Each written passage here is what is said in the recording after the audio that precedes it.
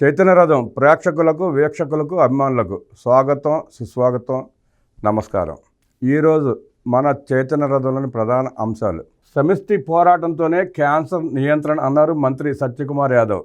ఉగాది నుంచే P4 బాబు పాలనలో రాష్ట్రం సుభిక్షం. ఎడాపెడా ఎక్కించేస్తున్నారు. చిన్న శేష వాహనంపై శ్రీ మలయప్ప చిద్విలాసం.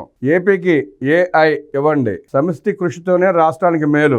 ఆదాయంపైనే ఫోకస్ అన్నారు ముఖ్యమంత్రి చంద్రబాబు నాయుడు. సరికొత్త విధానాలతో రాష్ట్ర ఆదాయాలు పెంచాలని అధికారులకు మార్గనిర్దేశం చేశారు ముఖ్యమంత్రి చంద్రబాబు నాయుడు గారు. గత 5 ఏళ్ల పాలన చూసాం. ఆర్థిక విధ్వంసం, దోపిడీ, దుర్మార్గపు పాలన, ఆదాయాన్ని పక్కదారి పట్టించిన వైనం చూసాం. మద్యం, చీప్ లిక్కర్ ఆదాయాన్ని ప్రభుత్వానికి రాకుండా వక్ర మార్గంలో వాళ్ళ ఖజానాలు నింపుకున్న పరిస్థితిని చూసాం.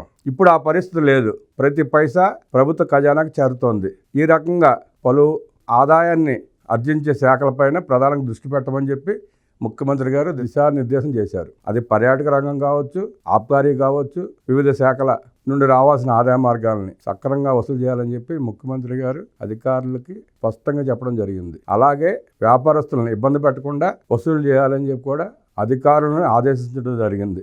వైసీపీ ప్రభుత్వ హయాంలో ఆర్థికంగా కుదేలైన రాష్ట్రం మళ్లీ కోలుకుని అభివృద్ధి చెందాలంటే ప్రభుత్వంలోని ఆదాయార్జన శాఖలు ఉత్తమ ఫలితాలు రాబట్టాలని సీఎం చంద్రబాబు సూచించారు.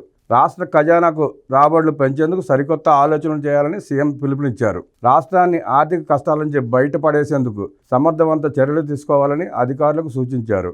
సాధారణ పనితీరుతో, సాధారణ లక్ష్యాలతో రొటీన్గా పనిచేస్తే ఫలితాలు రావని వినూత్న ఆలోచనలతో పనిచేయాలని సీఎం అన్నారు. టెక్నాలజీ వాడకం ద్వారా రెవెన్యూ అర్జనతో పాటు లోపాలను సరిదిద్ది ఆదాయం పెంచాలని సూచించారు. వాణిజ్య పన్నుల విభాగంలో పన్ను ఎగవేతలపై అధికారులు చెప్పిన అంశాలపై సీఎం మాట్లాడుతూ ఏ ఒక్కరూ పన్ను ఎగవేతకు పాల్పడకుండా చూడాలన్నారు. అలాగని వ్యాపారులు వేధింపులకు గురి చేయవద్దని సూచించారు. వనరులు, ఆదాయ వృద్ధిపై ముఖ్యమంత్రి సమీక్ష నిర్వహించారు. సంక్షేమ కార్యక్రమాలకు, అభివృద్ధి పనులకు ఆర్థిక వనరులు ఎంతో కీలకమని, దీన్ని దృష్టిలో పెట్టుకుని రోజువారీ ప్రోగ్రెస్ చూపేలా ఆదాయార్జన శాఖల్లో అధికారులు పనిచేయాలని సూచించారు. గత ప్రభుత్వ విధానాలతో ప్రజల జీవన ప్రమాణాలు పడిపోయాయని, ఆదాయం కోసం ప్రజలపై అదనంగా భారం మోపలేమని, ఆదాయార్జనలో మరింత మెరుగైన ఫలితాలు సాధించడం తప్ప మరో మార్గం లేదని సీఎం అన్నారు. కేంద్రం నుంచి నిధుల విషయంలో నిరంతరం సంప్రదింపులు జరుపుతున్నామని 16వ ఆర్థిక సంఘం చైర్మన్ అరవింద్ పనగారియాను కలిసి 1:45 నిమిషాల పాటు రాష్ట్ర ఆర్థిక పరిస్థితి వివరించానని, ఈ తపనంతా రాష్ట్రం కోసమేనని సీఎం అన్నారు. అధికారులు కూడా దీన్ని అర్థం చేసుకుని పనిచేయాలని సీఎం సూచించారు. రెవెన్యూ రాబడులపై అధికారులు సీఎంకు ప్రజెంటేషన్ ఇచ్చారు.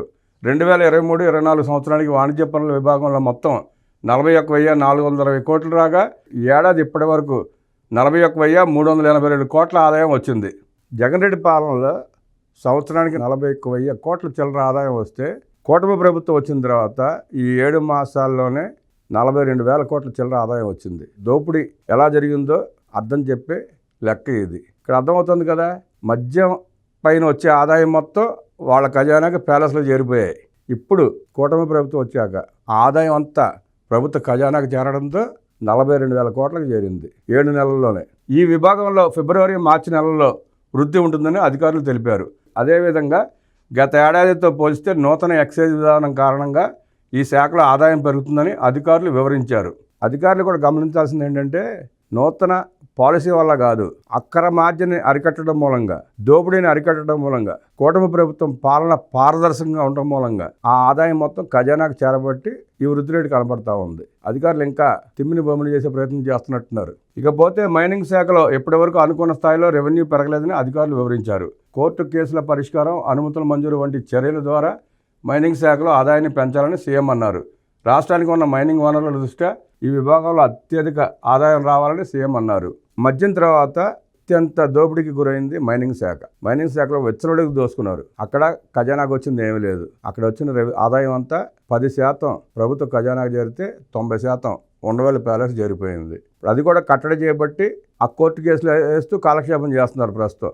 వాటన్నింటినీ త్వరితగతిన క్లియర్ చేసుకుని మైనింగ్ శాఖ ఆదాయాన్ని కూడా ప్రభుత్వ ఖజానాకు జమ అయ్యేలా చూడాలని చెప్పి ముఖ్యమంత్రి గారు అధికారులకి దిశానిర్దేశం చేశారు. అది కూడా ప్రభుత్వ ఖజానా జమ అవడం మొదలు పెడితే విపరీతమైన ఆదాయం వస్తుంది.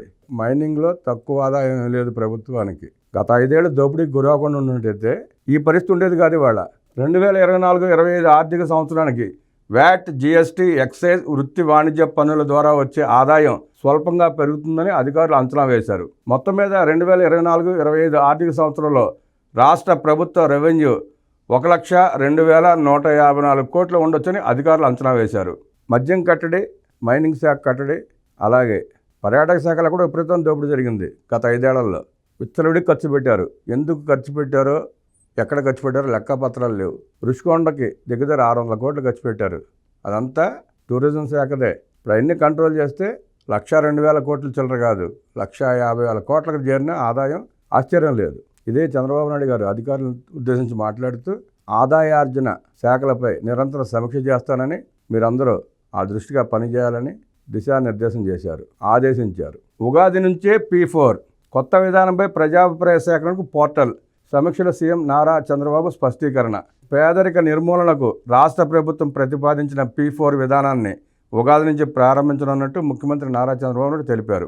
P4 విధానం ద్వారా సమాజంలో ఆర్థికంగా అగ్రస్థానంలో ఉన్న 10% మంది, అట్టడుగునున్న 20% మందికి చేయూతనివ్వడం ద్వారా మంచి ఫలితాలు సాధించవచ్చని సీఎం అన్నారు. దీనిపై సమగ్ర విధి విధానాలను రూపొందించేందుకు ప్రజల నుంచి సలహాలు, సూచనలు, అభిప్రాయాలను తీసుకునేందుకు ప్రత్యేకంగా పోర్టల్ను తీసుకురావాలని అధికారులను సీఎం ఆదేశించారు. పేదరిక నిర్మూలన విషయంలో ప్రజల అభిప్రాయాలు, ఆలోచనలను తీసుకుని P4 విధానాన్ని అమలు చేయనున్నట్లు సీఎం తెలిపారు. పారిశ్రామికవేత్తలు, ఎన్ఆర్ఐలతో పాటు కొంత ఉన్నత స్థాయిలో ఉన్నవారు పేదలకు సాయం చేసేందుకు ముందుకు వస్తున్నారని, వీరందరినీ ఒక గొడుగు కింద తెచ్చి P4 విధానం అమలు చేస్తామని చెప్పారు. ఇదే సమయంలో ప్రత్యేక సర్వే ద్వారా అట్టడుగున ఉన్న వర్గాలను గుర్తించి వారికి సాయం అందేలా చేస్తామన్నారు. దీనికోసం అవసరమైన డేటాను సేకరించాలని ముఖ్యమంత్రి అధికారులను ఆదేశించారు. ఇప్పటికే పలువురు పారిశ్రామికవేత్తలు తమ సొంత ఊళ్ళు, మండలాలను అభివృద్ధి చేసేందుకు ముందుకు వచ్చారని, అలా ఆసక్తి ఉన్నవారిని స్వయంగా ఆహ్వానించి ఉగాది రోజున P4 కార్యక్రమాన్ని ఆవిష్కరిస్తామన్నారు. పబ్లిక్ పీపుల్స్ ప్రైవేట్ పార్ట్నర్షిప్ విధానం వల్ల ప్రజల్లో ఐకమత్యం వచ్చి సంపన్న వర్గాలు పేద వర్గాలను ఆదుకుంటూ ఊళ్ళు, గ్రామాలు, మండలాలు, నియోజకవర్గాలు స్థాయిని బట్టి అభివృద్ధి చేసుకోవటం దీని ప్రధాన ఉద్దేశం. ఈ P4 విధానం అమలు ద్వారా పేదరిక నిర్మూలన, గ్రామాల అభివృద్ధి సాధ్యమవుతుందని ముఖ్యమంత్రి గారు అధికారులకి దిశానిర్దేశం చేయడంతో పాటు అమలుపై సమీక్ష నిర్వహించాలని, ప్రజలను ఫీడ్బ్యాక్ తీసుకోవాలని చెప్పి ఆదేశించారు. చంద్రబాబు గారి పాలన సుభిక్షంగా ఉంటుందని, ప్రజలు ఆనందంగా ఉంటారని సరస్వతి ఉపాసకులు మాడుగుల నాగఫణి శర్మ గారు బాబు గారిని కలిసిన సందర్భంగా వారి అభిప్రాయాన్ని వెల్లడించారు. గతంలో ఉమ్మడి ఆంధ్రప్రదేశ్ ముఖ్యమంత్రిగా ఉన్నప్పుడు ఐటీ మదాపూర్లు ఎంత విస్తరించిందో మనకు అందరికీ తెలిసిందే. ఆ ఐటీ కేంద్రాల మధ్యలో తెలుగు వ్యాప్తి జరగాలని, తెలుగు ఖ్యాతి పెంచాలని నాగఫణి శర్మ గారికి ఆ రోజు హైటెక్స్ దగ్గర స్థలం కేటాయించి ఆ హైటెక్స్ ప్రాంతంలో సరస్వతి పీఠం నెలకొల్పడానికి చంద్రబాబు గారు అవకాశం ఇచ్చారని వారు తెలిపారు. ఈ సందర్భంగా ఆయన ఏం మాట్లాడారో ఒకసారి చూద్దాం. దేశంలో సీఎం చంద్రబాబు వంటి ముందు చూపు ఉన్న నేత లేరని ప్రముఖ అవధాని సరస్వతి ఉపాసకులు మాడుగుల నాగఫణి శర్మ అన్నారు. మన సంస్కృతి సంప్రదాయాలను ప్రోత్సహించడంలో ఉమ్మడి రాష్ట్రంలో చంద్రబాబు తీసుకున్న చర్యలను కొనియాడారు. చంద్రబాబు విజన్ వల్లనే హైదరాబాద్కి ఐటీ వచ్చిందని, ఆయన ముందు చూపు లక్షల మంది జీవితాల వెలుగులు తెచ్చిందన్నారు. రాళ్లు, రప్పలతో నిండిన మాదాపూర్ ప్రాంతం భవిష్యత్తులో ఎలా ఉండబోతుందో చంద్రబాబు 30 ఏళ్ల క్రితమే ఊహించారన్నారు. ఐటీ కంపెనీలతో ఆ ప్రాంత రూపురేఖలు మారిపోయాయని చంద్రబాబు నాయుడు చెప్పారన్నారు. ఈ ప్రాంతమంతా ఐటీ కంపెనీలతో, ఐటీ ఉద్యోగులతో నిండిపోతుంది. దేశ విదేశాలకు చెందిన ప్రజలు ఇక్కడికి వచ్చి పనిచేస్తారు.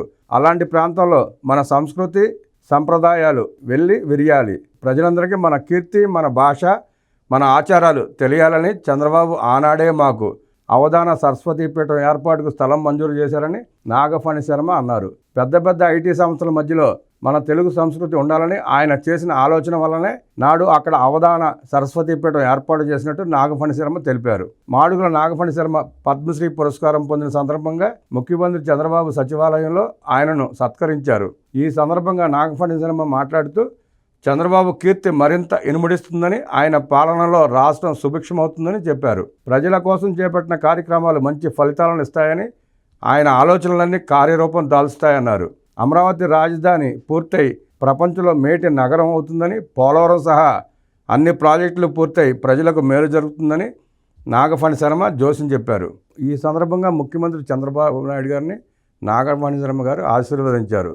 అలానే పద్మశ్రీ వచ్చిన సందర్భంగా నాగఫణి శర్మ గారిని ముఖ్యమంత్రి గారు శాలువాతో సత్కరించి వారికి శుభాకాంక్షలు తెలిపారు.